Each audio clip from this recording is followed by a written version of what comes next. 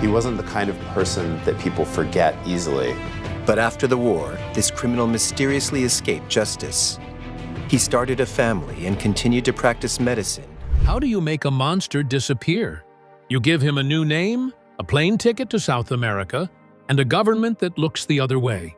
History tells us the Nazis were defeated, but the records tell a different story. Over 190,000 war criminals slipped through the Allied net, living out their days in comfort, while their victims waited for justice that never came. These are the stories of the 10 most notorious officers who cheated the justice system. These 10 SS officers navigated the collapse of the Third Reich with skill, cunning, and sometimes sheer luck. Some vanished into South America, others hid in Europe, and a few may have died in secret. Each story blends fact, rumor, and legend, leaving historians and Nazi hunters chasing shadows decades later. Number 10. Hinrich Mueller, Gestapo chief, disappears. Hinrich Mueller was the kind of man whose name unsettled even high-ranking Nazis. Cold, calculating, and fiercely loyal to Hitler, he ran the Gestapo with an almost obsessive precision. However, in May 1945, as Berlin collapsed and the Third Reich fell apart, multiple witnesses saw him in the Führerbunker, declaring he would not allow himself to be captured by the Soviets. But after that night, he simply disappeared, with no confirmed escape. His body was never recovered, and there was no trace of what came next. Before the collapse, Mueller was known for keeping meticulous records, which made his disappearance even more baffling. His last confirmed moment was inside the Reich Chancellery, and after that was nothing. The man who hunted enemies with ruthless precision became the Nazi hierarchy's most elusive ghost, almost as if disappearance itself was his final operation. The Allies initially assumed he was among the countless unidentified dead scattered across Berlin's mass graves. Some reports claimed he might have been tossed into one during the final fighting, but forensic teams, historians, and modern DNA tests found no proof. Several graves thought to hold him apparently belonged to others, and documents claiming he was dead turned out to be fakes. Every lead opened a door to another empty hallway. Rumors quickly took on a life of their own, with some believing he slipped out of Berlin disguised as a civilian. Others claimed he boarded one of the last flights before the Soviets sealed the city. These rumors even suggested he struck a deal with the Americans for a new identity. Yet in 2001, the CIA admitted that after decades of searching, they still had no idea where he went. But even Adolf Eichmann later insisted he believed Mueller was still alive. However, till this day, Mueller remains the highest-ranking Nazi whose fate is unknown, a reminder that even the most powerful intelligence agencies can lose the trail when someone is determined to erase themselves. Mueller vanished into the ruins of Berlin without leaving a trace. But he wasn't the only one who slipped through history's fingers. Number 9 brings an even bolder escape. Number 9. Aloise Bruner, Eichmann's right hand in hiding. Aloise Bruner's story reads like a thriller, though its reality was far darker. As Adolf Eichmann's trusted deputy, he played a central role in deporting tens of thousands of Jews during the Holocaust. When the war ended, many assumed someone with his record would be captured immediately instead. He slipped out of the ruins of Nazi Germany and stayed ahead of every government pursuing him, becoming one of the most notorious fugitives of the 20th century. Briefly detained under a false name, Bruner escaped the moment authorities discovered his identity, and by 1954 he had crossed borders, adopted new aliases, and eventually resurfaced in Egypt as Georg Fischer. From Egypt, he moved to Syria, where the Assad regime did what almost no government would. It protected him. In exchange for his intelligence expertise, Bruner settled into a life shaped by secrecy and confidence that he was untouchable. For decades, Western agencies, Nazi hunters, and journalists tried to track him. France sentenced him to death in absentia, then later to life imprisonment, but none of it altered his reality. Bruner lived comfortably in Damascus, reportedly advising Syrian security forces on interrogation and surveillance. Every outside attempt to reach him was blocked. Even when investigators got close, Syrian officials denied everything. Mossad reportedly targeted him with letter bombs, one of which cost him an eye while another injured his fingers, but he remained shielded. Rumors about an older European man living under government protection circulated openly, yet no foreign agency could confirm them. His final years are murky, as some say he died around 2001, while others claim 2010. A former Syrian intelligence officer said he spent his last years confined to a small basement room, but no grave or official record ever surfaced. What is certain is that Bruner died without ever facing justice, hidden in plain sight, yet forever out of reach. Number 8. Aribert Heim, Dr. Death, vanishes in Cairo. Aribert Heim earned the name Dr. Death long before the world realized he had disappeared. As a camp doctor at Sachsenhausen and Mauthausen, his brutality shocked even fellow SS officers. After the war, German authorities tried to bring him to justice, and for a moment, it seemed they had him. Heim was arrested, questioned, and monitored. However, in 1962, he quietly slipped out of his Baden-Baden apartment and never returned. For decades, his absence became one of Europe's most haunting mysteries. The search for Heim grew into a global pursuit, with investigators chasing leads across South America, Europe, and the Middle East. Theories multiplied, with some claiming he fled to Argentina, while others claimed he lived under a false identity in Spain. Every promising trail collapsed, until a German news team uncovered a breakthrough in Cairo. Reporters found pension files and documents belonging to a man named Tariq Hussein. The handwriting, dates, and medical notes all pointed to Heim. It is believed he had converted to Islam and lived quietly in a run-down Cairo neighborhood, spending his final years isolated and unnoticed. Neighbors remembered him only as a reclusive foreigner who read often and shared nothing about his past, never realizing he was one of the world's most wanted men in the world. According to the uncovered records, Heim died of cancer in 1992 and was buried in an unmarked grave somewhere in Cairo. It was a disturbingly quiet end for a man responsible for such immense suffering. However, even this conclusion sparked doubt. One family member insisted he died in Argentina in 1993, and others questioned how someone so meticulous could leave behind documents so easy to trace. The contradictions have never been resolved, but what is certain is that Heim escaped justice until his final breath. His grave remains unknown, his last years only partially illuminated, and his story still feels troublingly unfinished. Number 7. Josef Mengele, the Angel of Death's Escape.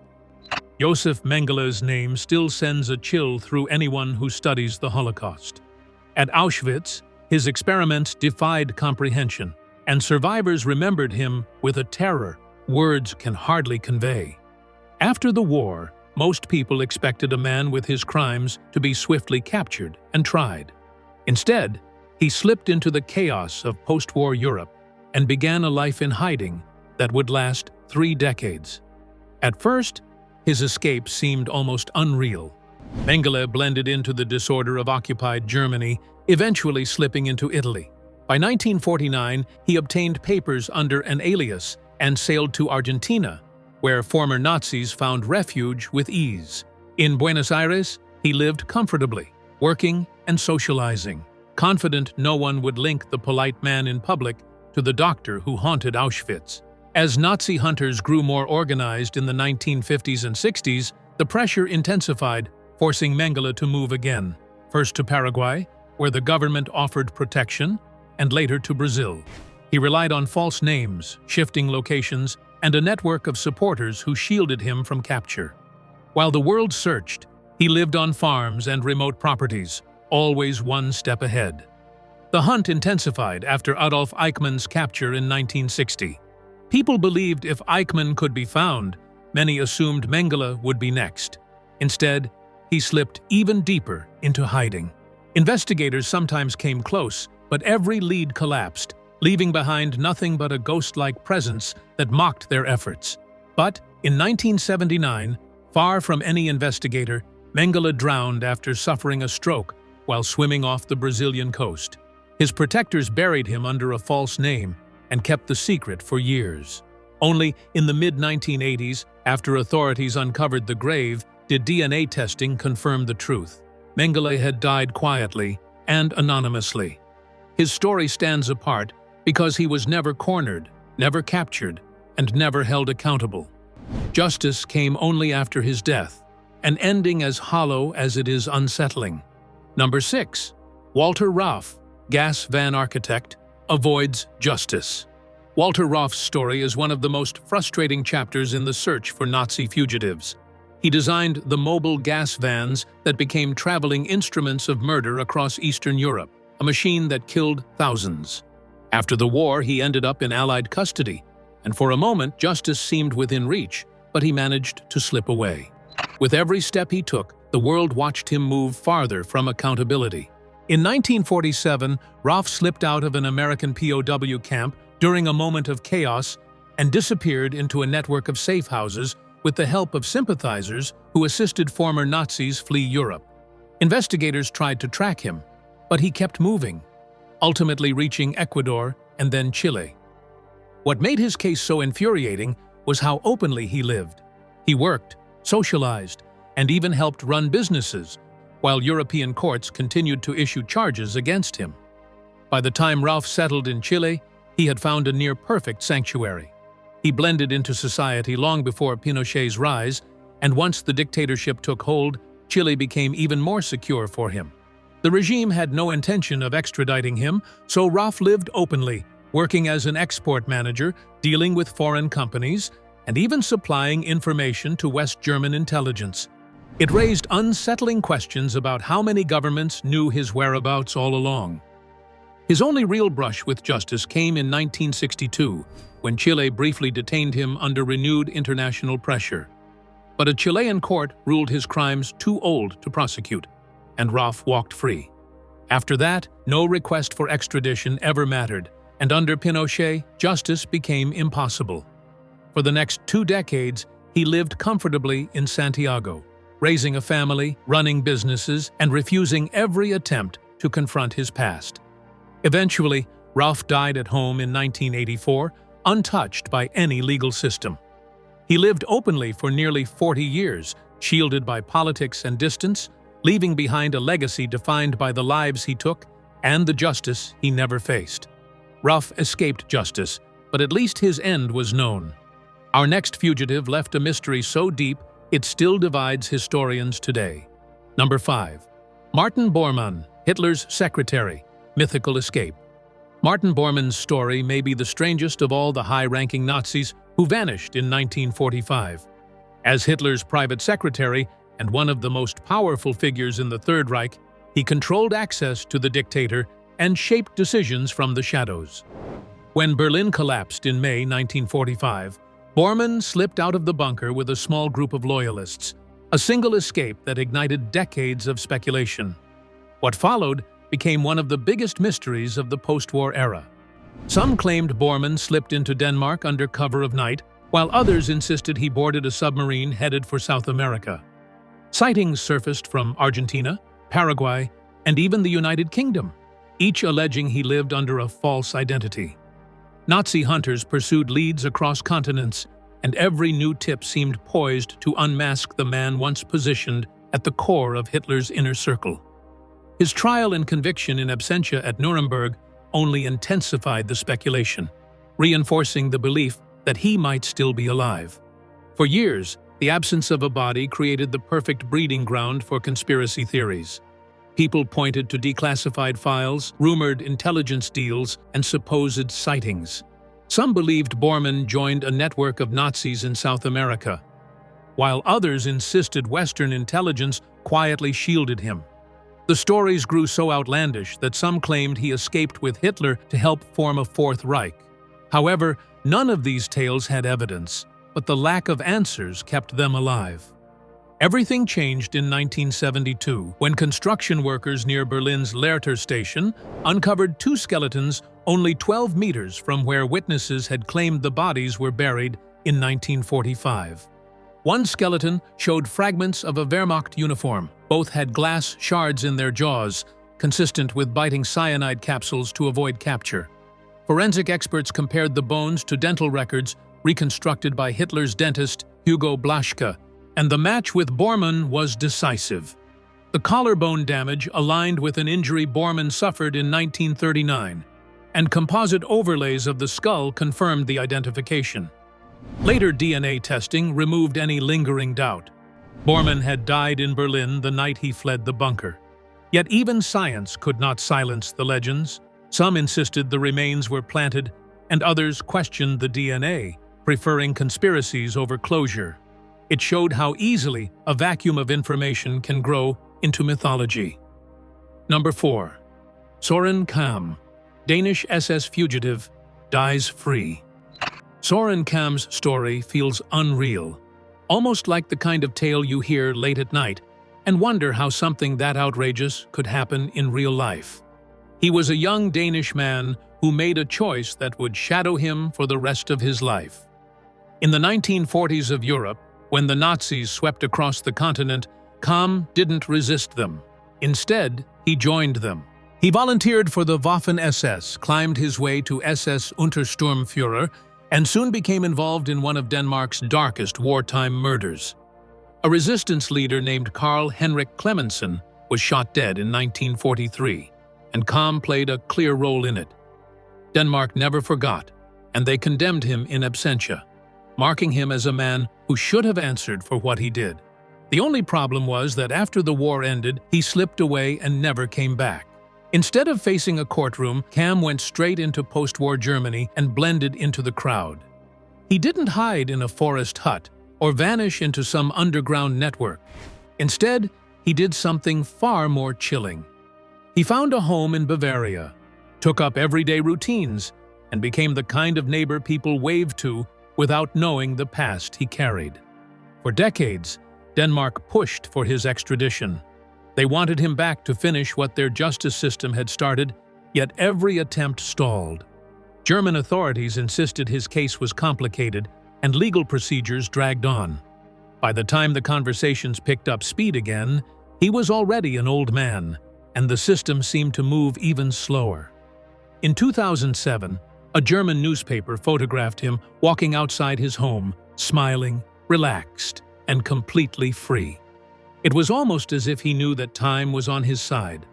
Nazi hunters who had spent their careers tracking down fugitives reacted with frustration. They couldn't believe that a man tied to a political assassination could enjoy the comfort of a quiet retirement. Denmark protested again, though nothing changed. Each year that passed felt like a reminder of how flawed post-war justice could be. It remained that way until 2015, when the story reached its quiet, anticlimactic end.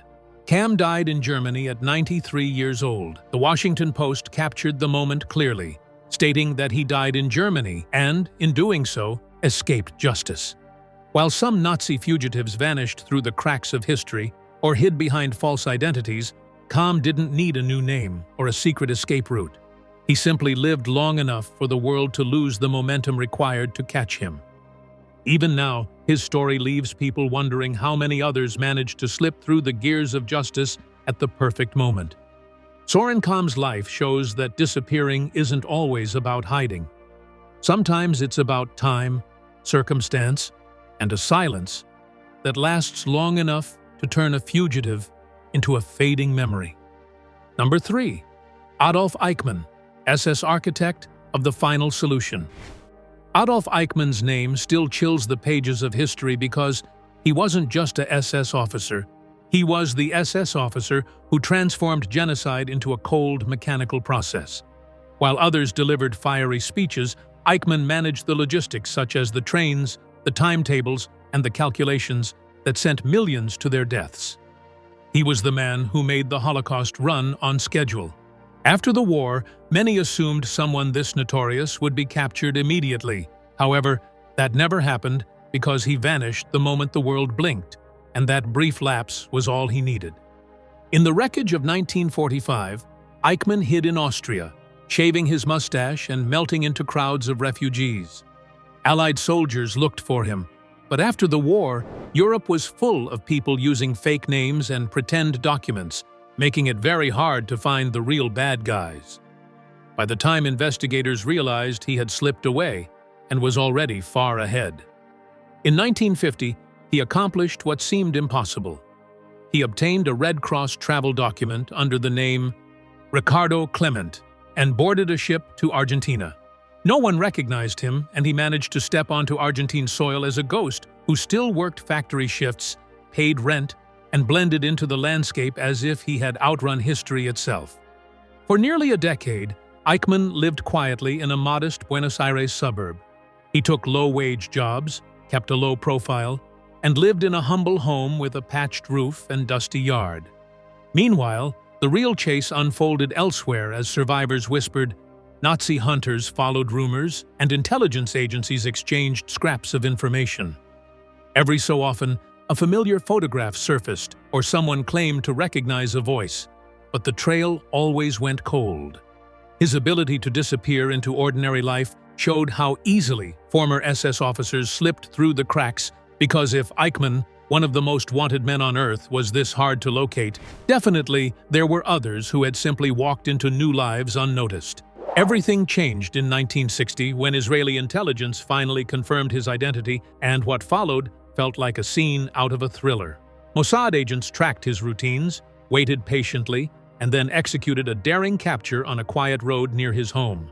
They smuggled him out of Argentina and flew him to Israel under intense secrecy, and for the first time since the war, Eichmann stood exposed. His trial became a defining moment of post-war justice, giving survivors a platform and forcing the world to confront the machinery of genocide he helped build. Eichmann was convicted and executed in 1962, ending one of the most dramatic manhunts of the 20th century. Number 2. Hans Kammler, the missing Nazi engineer. Hans Kammler's name rarely appears in everyday conversations about World War II, yet he was one of the most dangerous and influential figures in the Nazi hierarchy. He oversaw projects that shaped the war itself, building Auschwitz, supervising vast underground factories, and eventually directing the V-2 rocket program. Those around him knew he carried some of the regime's deepest secrets. By early 1945, his authority stretched across weapons research, forced labor networks, and experimental technologies the Nazis hoped would change their fate. But as Germany collapsed, Kammler vanished in a way that still baffles historians. The official story claims he committed self-harm on May 9, 1945, near Prague, as Soviet forces approached. On paper, it sounds straightforward, but if you look closely, you would find that it does not add up. Firstly, his body was never recovered. No grave was documented, and no personal effects or reliable eyewitness accounts were found. For someone of his rank and importance, this kind of silence is almost unbelievable. After the war, the Allies launched an aggressive search for Kammler. He appeared on multiple high-priority interrogation lists because of his deep involvement in missile production, underground factories, and secret weapons programs. But every lead unraveled. United States Army files placed him in Munich, CPYC reports claimed he'd been spotted in Oberjoch, and British intelligence was told he was last seen in the Harz region. By August 1945, his name was added to the United Nations list of wanted war criminals, yet no trace emerged. Even when Allied investigators dug through captured documents, they found only fragments, blueprints from his projects, tucked among Alsos mission materials, conflicting field reports, and rumors that led nowhere. As the confusion grew, new theories gained momentum. One suggested that Kammler never died at all, but instead surrendered to American forces. Declassified notes and CIC interviews hinted he may have appeared at United States offices in Austria to discuss underground sites, an implication so explosive that some believed the United States hid his whereabouts to exploit his knowledge. Former OSS officer Donald Richardson even claimed he personally oversaw Kammler's secret detention after the war, but none of these accounts were ever proven. There is no signed document, no verified photograph, and no official statement confirming his capture, internment, or fate. Part of what makes Kammler's disappearance so disturbing is the scale of the responsibility he carried. This wasn't a mid-level officer vanishing into the ruins. Kammler knew where the most sensitive records were kept, how vast underground facilities had been built, and which advanced weapons the Nazis hoped to perfect. If someone with that level of access could simply slip off the historical map, it suggests the final days of the Reich were far more chaotic and far more secretive than most imagine. To this day, no one can say with certainty what became of Hans Kammler. Whether he died in 1945, was quietly detained, or lived on under another identity, his fate remains one of the most perplexing, unresolved mysteries in the Nazi hierarchy. His disappearance shows how even the most powerful figures can vanish when an entire regime collapses around them. Adding to the intrigue, Donald Richardson, a former OSS agent who participated in the Alsos mission, later claimed he was the man who brought Kammler to the United States. Shortly before his death, Richardson reportedly told his sons about his wartime and post-war experiences, including his involvement in Operation Paperclip. According to them, he supervised Kammler until 1947, during which time Kammler was allegedly held in a maximum security facility with no hope, no mercy, and never seeing the light of day until he hung himself. In 2019, the Woodrow Wilson International Center for Scholars confirmed that Kammler had indeed been captured and interviewed by American forces in Germany in May 1945. However, the records offered no evidence to substantiate Richardson's claim that Kammler was brought to the United States or later committed self-harm there, leaving the mystery of his final fate unresolved. Hans Kammler vanished into history, leaving behind only fragments of truth and swirling speculation. But even his disappearance pales next to the ultimate question. Did Hitler himself escape, or is it myth? Number 1. Hitler escape myths, the ultimate Nazi conspiracy. Of all the wild stories to emerge from World War II, none has captured the world's imagination like the claim that Adolf Hitler escaped Berlin and lived out his days in some distant corner of the world. The idea took root almost immediately after the war, fueled by fear, confusion, and a simple fact: many high-ranking Nazis really did vanish. When Hitler disappeared into the bunker and the Soviets tightly controlled information, gaps appeared, and where gaps exist, myths rush in. Joseph Stalin helped fan the flames of rumor. Rather than confirming Hitler's death, he hinted that the dictator might have survived, a suggestion that alarmed the West because, if Germany's ruler had escaped, what else might have been missed? Stalin's motive was clear: to unsettle rivals and keep them guessing. His comments created a perfect storm, fueling decades of speculation. Soon, every continent had its own version of the story. Some claimed Hitler boarded a submarine to Argentina, while others insisted he fled to Spain. While a few imagined him hiding in remote mountains, conspiracy theorists even placed him in Antarctica, sheltered by secret ice bases. Each story followed the same pattern. Hitler didn't die, he escaped and was still out there. South America produced the most colorful tales. Argentina, where former Nazis had indeed hidden, became a magnet for rumors. One woman claimed she fed an older German man schnitzel and sausage, and that he admitted he was Hitler. Historians quickly dismissed the story because Hitler was a strict vegetarian, but the tale spread, fueled by sensational books, tabloids, and television programs seeking dramatic mysteries. When historians investigated, they approached the case like any other. They traced evidence from the bunker, studied witness accounts, examined remains, and cross-checked Soviet reports. Over time, the evidence became overwhelming. On the night of the 28th to the 29th of April 1945, Hitler married Eva Braun in a small civil ceremony within the Führer bunker. Later that afternoon, he learned that Benito Mussolini had been executed by Italian partisans the previous day, a fact believed to have strengthened his resolve to avoid capture. On the 30th of April, with Soviet troops less than 500 meters from the Reich Chancellery, Hitler shot himself in the head, while Braun bit into a cyanide capsule. In accordance with Hitler's instructions, their bodies were carried to the garden behind the Chancellery, placed in a bomb crater, doused with petrol, and set ablaze amid continuing Red Army shelling.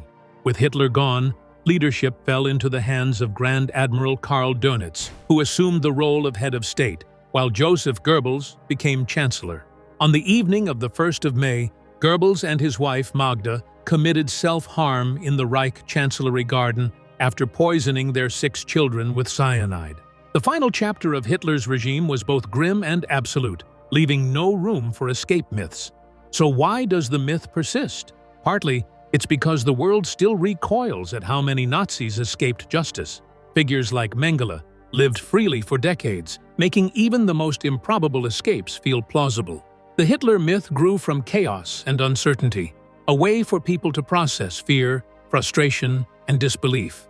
Even with the truth repeatedly confirmed, the legend endures, a reminder of how quickly fiction can take root when certainty is scarce. The fates of these SS officers remain a haunting mystery, leaving us to wonder how many truly escaped justice. Could some of them still be alive today, hidden in plain sight? Did justice fail entirely, or did the world simply move on too quickly? What do you think really happened to these men, and how should history remember them? Let us know your thoughts in the comments, and don't forget to like, subscribe, and share. If you enjoyed this video, click on the next video on your screen.